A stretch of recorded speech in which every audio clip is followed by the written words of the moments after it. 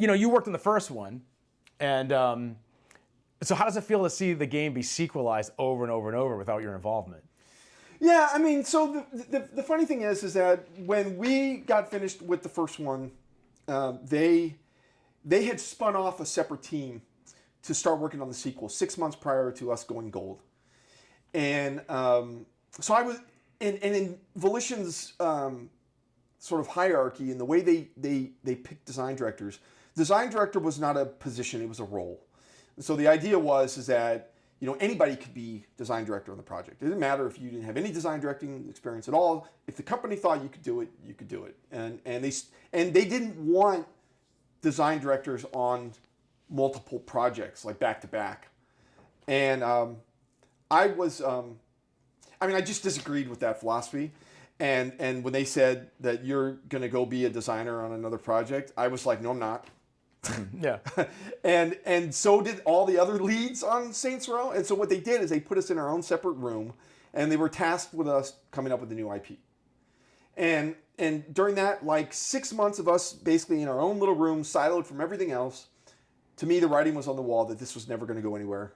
We never could get engineering, never could get a full team together. So I left and started my first company. But to see it, they did a good job, right? They asked me, the leads on Saints Row 2 asked me, so they said, well, if you were going to do a sequel, what would you do? What would you focus on? I said co-op. I would do co-op, make the whole game co-op. I think that's where this industry is going, and I think it'd be a way to differentiate itself from the competition, which was GTA. And continue to go kind of crazy, and push that envelope a bit.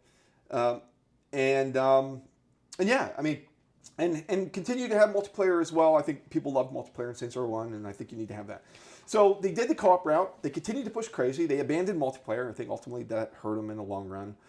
And but Saints Row 2 is widely considered the best one out of them all. I mean, everybody loves that. Love the second one. Mm-hmm. So. But they kept sequelizing it. They kept making it more stupid.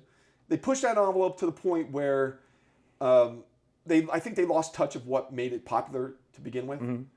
And it just got to a point where it's not that Saints Row was taken seriously from a story standpoint, but it was taken more seriously than the fourth one or the fifth one when they went to hell, or when they went, they completely reset time. And it was just, they got to the point where, what can you do? Like, you've already gone down that hole deep enough that there's just no way to climb yourself way out. Mm-hmm. So they they reboot the whole thing. They call it Saints Row, but then there's no gangs.